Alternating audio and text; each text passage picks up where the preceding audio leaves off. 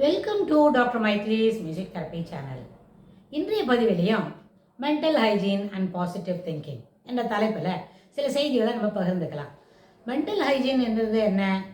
சுத்தமான மனம். அப்படின்னா மனம் எப்படி சுத்தமாக இருக்கும் அப்படின்னா அது மனத்துக்கு தொடர்புடைய செய்திகள் என்ன? எண்ணம், சொல், செயல், ஆக்கம், டாக்டைல், தட் இஸ் ஊற்றுணர்வு, கவனம், இது எல்லாமே நம்மளோட மனசை சேர்ந்த விஷயம். மனம் எப்படி இதுக்கெல்லாம் ஆறு விதமான செயல்பாடுகள், அந்த 6 விதமான செயல்பாடுகள் அதனுடைய கூறுகள், அது எல்லாமே அதோட சேர்ந்தது. அப்போது இந்த எண்ணம், சொல், செயல், அப்புறம் ஊற்றுணர்வு, டாக்டைல், அப்புறம் கவனம், இது எல்லாமே சரியான பாதையில் சென்றால் மனது எப்போவுமே சுத்தமாக இருக்கும். மனதில் ஒரு கல்மிஷமே இருக்காது. மனதில் எதிர்மறையான விகல்பமான எண்ணங்களே தோன்றாது அப்படின்றதுக்கு நம்ம என்ன உறுதி அளிக்க முடியும். ஆனால் இது என்ன, இப்படி நம்ம சொல்கிற மாதிரி ஒரு 5 நிமிஷத்துலையோ 4 நிமிஷத்துலையோ நடக்கிற விஷயம் இல்லை.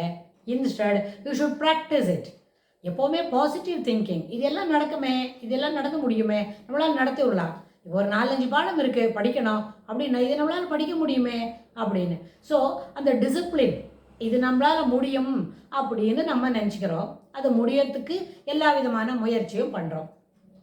ஆனால் இந்த டிசிப்ளின்ற வார்த்தை இருந்தால் பாசிட்டிவ் திங்கிங்க்கு ஏற்புடையதாக இருக்கும்னு நம்ம ஒரு லிங்க் கொடுக்குறோம் அப்படின்னு சொன்னால் எப்படி இருக்கணும் டிசிப்ளின்? காலையில் 6 மணிக்கு எழுந்துக்கணும், நேரத்தோடு எழுந்துக்கணும், எழுந்தவுடனே மார்னிங் அப்ளூஷன்ஸ்லாம் சரியான அளவில் முடிக்கணும், ஃப்ரெஷ்ஷாக இருக்கணும் அப்படின்னு சொன்னால் சரியான அளவில் தூங்கணும், தூங்கி முடித்தவுடனே நம்ம அடுத்து செய்யக்கூடிய வேலைகளை பிளான் பண்ணி வச்சுக்கணும், மோட்டிவேஷன், ஊக்கத்தோடு ஒரு வேலையை செய்யணும் அப்படின்னு நம்ம சொல்கிறோம். ஆனால் இது எல்லாத்தையும் இந்த டிசிப்ளின்ற வார்த்தைக்குள்ளே கொண்டு வந்தமான, எனக்கு டிசிப்ளின்லேயே வராதுப்பா, நான்லாம் டிசிப்ளின்ட் ஆளே இல்லை, எப்படி வேணால் வேலை செய்வேன், எப்படி வேணால் இருப்பேன் அப்படின்னு நம்மளே லேபிள் பண்ணிக்கிறோம். அப்படின்னா அது ரொம்ப தவறு. ஏன்னு சொன்னால் ஒரு எதிர்மறையான கருத்துக்களை சொல்லி நம்ம நம்மளை லேபிள் பண்ணிக்கிறோம்னு சொன்னால் அதுலேருந்து வெளியில் வருது நம்ம ரொம்ப கடினமாக ஆகிடும். ஆனால் அதுக்கு பதில் instant what we can do, இப்போ ஒரு முயற்சி எடுக்கிறோம், காலையில் 6 மணிக்கு எழுந்து எக்ஸசைஸ் பண்ணிடணும் அப்படின்னு ஒரு டிசிப்ளின்டு லைஃப்பை துவங்குறோன்னு வைங்க. அப்படி ஒரு சண்டேலேருந்து துவங்குறோம் அப்படின்னா we are unable to do it. After a weeks வரோம், ஒரு ஃபியூ வீக்ஸ் போகிறோம், ஒரு 4 வாரம் 2 வாரம் இல்லை ஒரு 7 days அப்படின்னு சொல்கிறோன்னா அந்த மாதிரி நம்ம தொடர்ந்து ஒரு மாதம் போல் பயிற்சி பண்ணும்பொழுது நம்மளுக்கு கொஞ்ச நாள் கழிச்சு அந்த பயிற்சியோட ஒரு ஊக்கம் இருக்குது பாருங்கள், அந்த மோட்டிவேஷன் லெவல் அப்படியே நாளடைவில் அது தேஞ்சி கட்டெரும்பு அளவுக்கு போயிட்டு கீழே அப்படியே விட்டுடுறோம். we do not follow it regularly. There is no rigorous practicing prevails in the morning hours. Even in the evening also we don't go for any walking அப்படின்லாம் சொல்லும்பொழுது அந்த disciplined life is going down. we are unable to hold it proper. இதெல்லாம் நடக்கிறதா? இது எல்லாருக்கும் நடக்கிற விஷயம்தான்.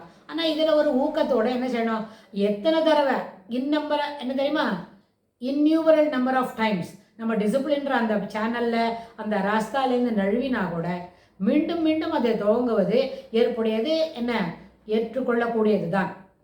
ஏன்னு சொன்னால் ஒரு நாள் இல்லாட்டா ஒரு தடவை கிளிக் பண்ணும்பொழுது அது தொடர்ந்து நம்மளுக்கு செய்யறதுக்கு வாய்ப்பு கிடைக்கும். அதனால் நான் டிசிப்ளின் ஆள் இல்லைப்பா, நான் அதெல்லாம் செய்ய மாட்டேன்ப்பா, எனக்கு அதெல்லாம் ஒத்து வராதுப்பா, அந்த மாதிரி அந்த என்ன தெரியுமா அட்ரிபியூஷன், தவறான அட்ரிபியூஷன் சொல்லிக்கிறத நிறுத்திட்டு என்னால் முடியும்பா, இதோட 10வது தடவை மறுபடியும் ஆரம்பிக்கிறேன், யோகா கிளாஸ் போனோன்னு, பரவாயில்ல இந்த தடவையாவது கண்டினியூ பண்ண பார்க்கலாம் அப்படின்னு சொல்லி this time I will do it, நிச்சயமாக நான் கண்டினியூ பண்ணுவேன் பாருங்களேன் அப்படின்னு சொல்லி நம்ம தாய் தகப்பனுக்கு ஒரு நம்பிக்கை கொடுக்கலாம். இல்லை நம்ம வீட்டில் தாத்தாங்க இருந்தான்னு வைங்க, நம்ம தாத்தாவுக்கு சொல்ல பயில போக முடியும்டா போட என்ன அதெல்லாம் என்ன அப்படின்னு சொல்லி நம்மளை அவங்க என்ன பண்ணுவாங்க, பாசிட்டிவாக மோட்டிவேட் பண்ணுவாங்க, உன்னால் முடியும்னு. அதனால் டிசிப்ளின் என்ற வார்த்தையை you should not give it அப்.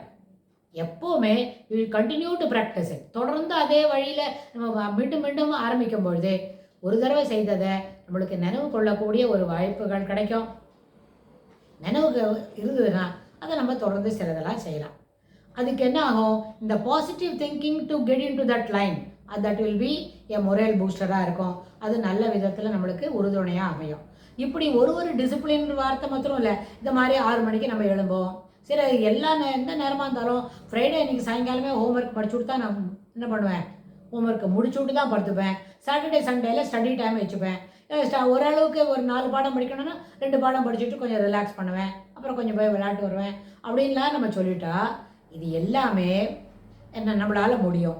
ஒருவேளை நம்ம இதை பண்ணி செய்து முடிக்க முடியல, we are lagging behind in our scheduled என்ன ஒர்க் அப்படின்னு சொன்னால் அதை மறுபடியும் மீண்டும் துவங்கி அதே வழியில் செய்து பார்க்கறது ரொம்ப என்ன மேன்மையை தரும். கண்டிப்பாக அந்த லெவலில் நம்ம வருவதற்கு எல்லா விதமான வாய்ப்புகளும் உண்டு. அதனால் எத்தனை தடவை டிசிப்ளினில் தொய்வு ஏற்பட்டாலும் மீண்டும் மீண்டும் அதை துவங்கி செய்ய வேண்டியது என்ற கருத்தை இந்த பதிவில் நம்ம வலியுறுத்துகிறோம். இது தொடர்புடைய செய்திகளை வரப்போகிற பகுதிகளிலும் பார்க்கலாம். தேங்க்ஸ் ஃபார் வாட்சிங்.